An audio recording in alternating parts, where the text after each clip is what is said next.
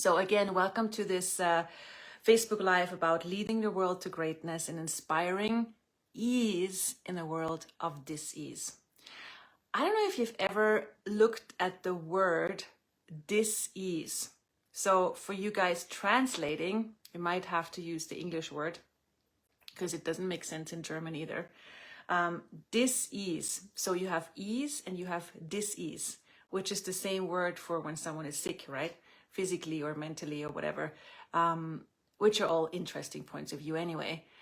But it's interesting if you look in your own world and you being drawn to a conversation about ease and leading the world to greatness. Have you ever acknowledged what that says about you? And I'm inviting you to look at this because we live in a world that thrives on insanity, heaviness, problems, and definitely dis-ease.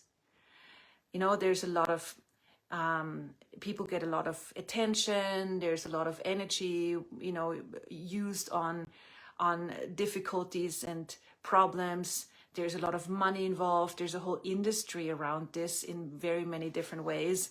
So look at how you grew up and look at what is around you now. You know, again, this world loves insanity. It loves dis-ease, not ease. So, and then yet you are at a conversation that is about ease. Again, what does that say about you? And when I say that, it is an invitation for acknowledgement. So how much of that are you right now in this very moment as we speak willing to let that in? And I really mean it. What if this is not just a conversation where some woman talks with a cat behind her? But what if this is something that you let in? What if this is a conversation that you can actually receive and let in and let it nurture you and contribute to you in a way that you see fit for you right now? So again, how much ease is true for you if you would be you? And I'm gonna use the access clearing statement just because we can. So everything that is and everything doesn't allow you to claim, own, and acknowledge that more than ever. Please, will you destroy and uncreate it all? Times a godzillion. Right, wrong, good, bad, pot, pock, all nine, shorts, boys, poets, and yawns. This is the access consciousness clearing statement, which I'm not going to explain now. You can find a whole explanation of this on www.thatclearingstatement.com. Somebody, I'm sure, will put the link there in the comments, and you can get the explanation. But thank God we don't need explanation for everything. If it feels great and you know, oh, this creates more space, you know it's true for you, right? I think we can acknowledge that. So again, wow. What if you right now, as you listen to this, let this in even more? How much ease is true for you? Like if you would right now, let's say you have spent your whole life until now on a different planet, and maybe you feel like you did, and you just landed here, and you look around and you know, watch people and you watch how the world is run, which must be very, wow, crazy place, right? You're like, where did I land? And maybe sometimes you even go, where did I land? Did I take the wrong, you know, exit? I think most of us have those kind of thoughts here and there. But if you would come from a different planet and you would land here, would you, truth, look at this, would you buy a lot of this insanity as yours? Or would you go, wow, these people are interesting. They have a lot of conversations about difficulties. They focus a lot on heaviness and problems. They spend a lot of energy and time and money, or whatever that thing is called, money, on solving things where solving the thing they want to solve is actually adding more to the thing they want to solve. Wow, where did I land? would you buy all that stuff as yours, or would you have a clarity in your world that whatever is going on in the world has not much to do or anything to do with you? That is interesting. I was just, I hope this is working. It looks like the connection was gone for a moment, but you can tell me in the comments if it works. Anyway, it's like whatever the things. Yeah, exactly. So it's a really cool acknowledgement, because what we want to get to more, and especially if we want to be in the pragmatic realm of things, is what is true for us. Because, thank you, Lisa. So when you have more ease and clarity with what is true for you, then nothing can stop you. And this is one of the things that I love to invite the world to with Pragmatic Psychology, which is something I created over 10 years ago, wrote a couple of books about it, do classes worldwide. And pragmatic means doing what works.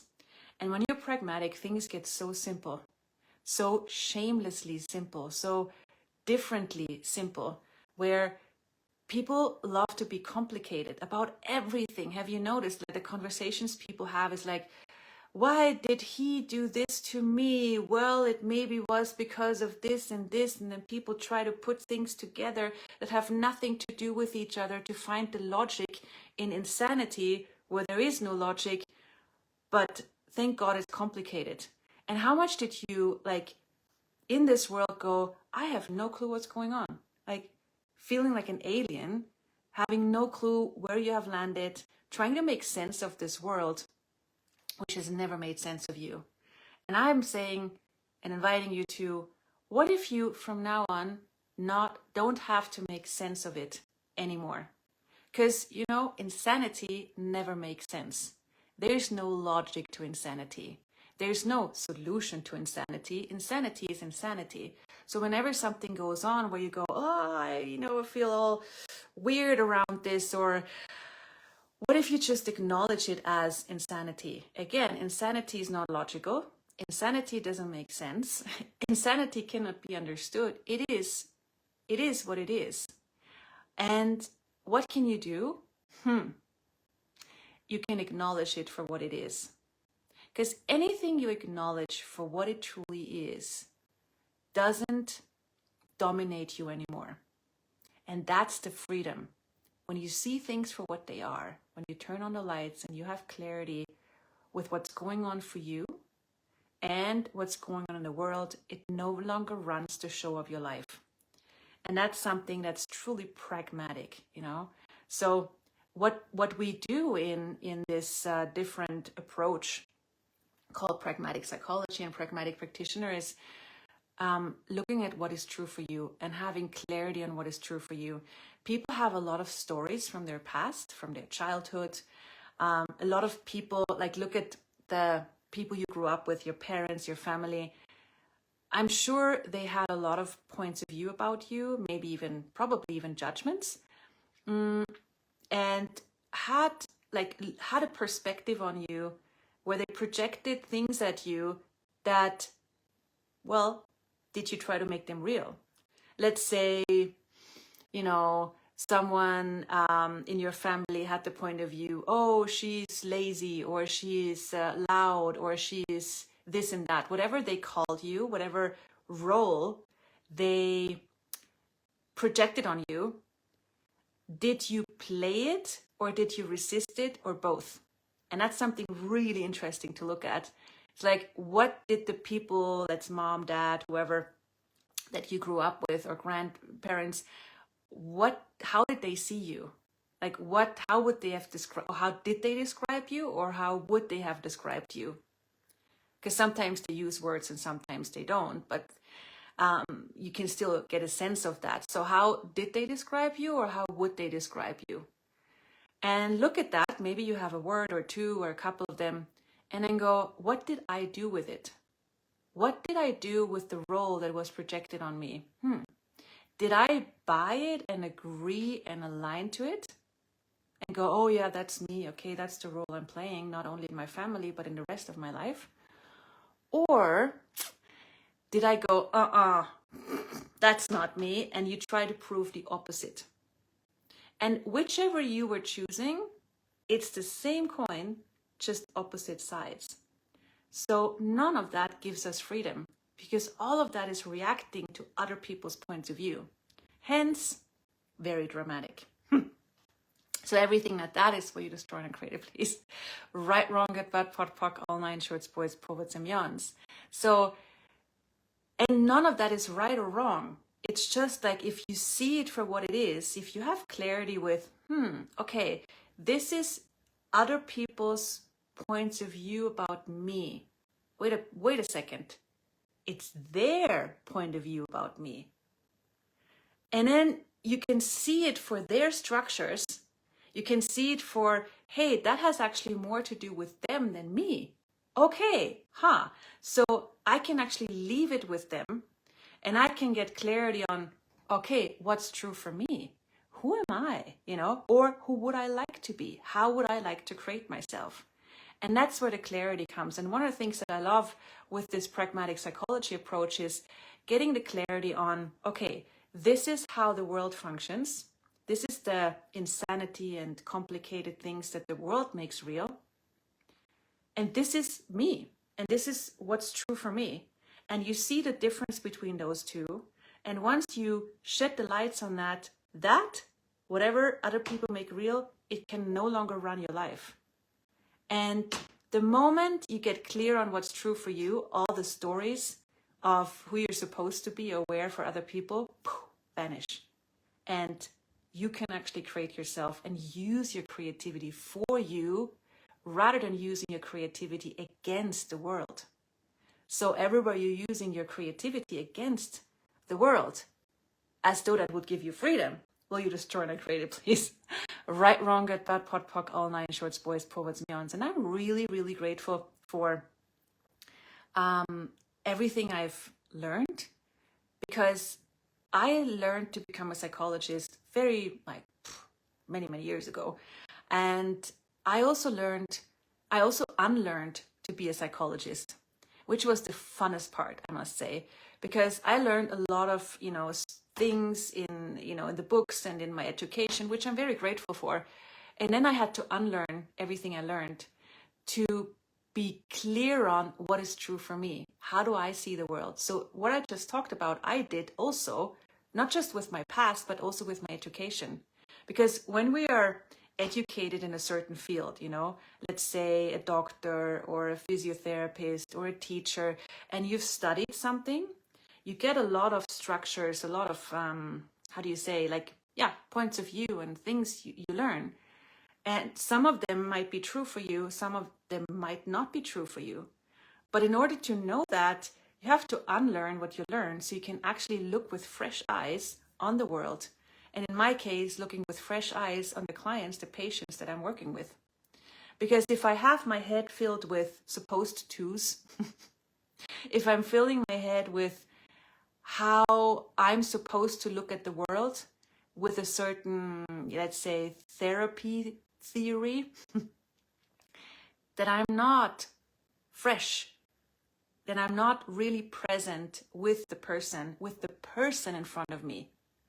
And that's something that I learned to change when I was working in child oncology, and then I was working in psychiatry with people with different diagnoses. And what I learned is, rather than looking through the lens of what I've learned, looking at what is and the person that is right in front of me, and being in the question of what is possible in this very moment with this person. What do they desire to change, and what do they not desire to change? And that started something called Pragmatic Practitioner, which is a part of pragmatic psychology, which is all about learning how to facilitate change for yourself and other people. And facilitating is actually a wonderful word. I prefer that over most other, things we call therapy and stuff, because facilitating comes from a Latin word facil, which is making easier. So you're the easier maker, which is so empowering, because you actually include the other person. Because what I've learned when I did a lot of therapy work was, it was a it was up to me to initiate the change or make the change. And it was like my responsibility almost, not almost, so that change and results are occurring, which doesn't really make sense, because the person that comes to you for change, actually, that's their choice and it's up to them. So the facilitating part is more the inclusive perspective, and and the empowering perspective, which changes the whole paradigm of this whole modality of creating change, therapy, facilitating, which is so thrilling. So if we look at the beginning of this conversation, which now was a while ago, and we look at the topic, okay, inspiring ease in a world of dis-ease. Wow. That in itself is like, how? What? Because again, the world thrives on dis-ease, on not ease, which is creating a lot of illness, disease. Like anytime you make something wrong, you're actually creating dis-ease, not ease. Hence, like leading towards maybe physical, mental, or other problems. And this is like, wow, okay, so I am creating my world, you know? So what if you go to, like, as we had in the beginning of this conversation, more, what is actually true for me? How much ease is actually true for me, that if I acknowledge it and choose more towards the ease that is true for me, what lightness, what space, what possibilities can that open up, even if it's not normal? And, you know, when we look at inspiring the world, we always think, like most people go, oh, I have to stand on a stage and I have to speak loud and I have to do something fancy and big and with a big audience. Well, you can if it's fun for you. But if it's not fun for you, what if you realize that inspiring the world to more ease is, first of all, most of all, about the choices you are making for you, your body, your life. It's like, how much more generous could you choose to be towards you right now, from today on? Like, how much kinder and how much more generous and how much more kinder choices and generous choices could you make for you, with yourself, with your money, with your body, with everything in your life? And you might go, I have no clue how that works, because you might be really good at doing this for other people. Yes, that's a great capacity. But what if you use that capacity for you too? Because that's definitely like inspiring more ease in a world where dis-ease is normal. So it's really, and it's also cool. I'm just thinking of one of the clients I had the other day, just popped in my head. Because she said, oh, I've been at a couple of people getting coaching from different modalities, and they all said, well, we see this, how do you see this thread of you having, they called it existential anxiety or existential fear or something. There are all these wonderful labels and boxes, right? In this world, who would we be without a box? Well, free. And so she had all this, oh my God, there's something wrong with me, because all these people, like different people, has said to me, this looks like existential fear. And she was really worried about it. She's like, I have to look at this. And so here she presented a conclusion, a box, a label to me, and then she wanted to get out of it. Well, the thing is, if you have already decided something about you, or someone has decided something about you, like in her case, existential fear, then, well, is anything really possible to change with this? No. Because if you have a conclusion about you, if you have a story about you, if you have a this is it about yourself, then there's really not anything to change. It's like you cannot change something that is not true for you. And whatever makes you go, when someone says something about you, if you look at your life, like people in your life, parents, or maybe some so-called experts who said, well, you categorized for this and this is something you should look at. And you listen to it and you went, like everything contracted in your world, then you might want to question it. You might want to look at it, because if it contracts you, it is most probably not true for you. So what have people said about you? How have people called you, not only your family, that you now think is who you are? And then you create a whole story around it and look for evidence how they are right. And where are you? So everything that is where you just trying to create it, please. Right, wrong, good, bad, pot, pock, all nine shorts, boys, poets, meow. So that I asked her, how do you know that you have existential fear? And she's like, whoa, wait a second. That's does something to me, like only that question. And I said, yeah, well, how do you know? And she said, well, because I always want more in life. I'm never satisfied. I'm always asking for more, and I'm always like thriving for more. And I have this energy in my world that is like, let's go, let's go, let's go. And I'm like, so is that really existential fear? Or is this just something that is fun for you to always ask for more? Is this something that is part of what is your capacity, what is true for you? And she's like, oh my God, that. So she undid the lie that this is fear. She undid the label. So she stripped away the label. And all that was left was what is true for her. This wonderful thrive and wish for more, and the joy of exploring what else is possible for her. And this is a very highly successful person. And I'm so like, this is such a great example for me how we can actually, with very simple tools, facilitate people out of their wrongness, beyond all those labels, to something that's true for you. And that, my friends, is my privilege and joy and honor to bring into the world with Pragmatic Psychology and Pragmatic Practitioner.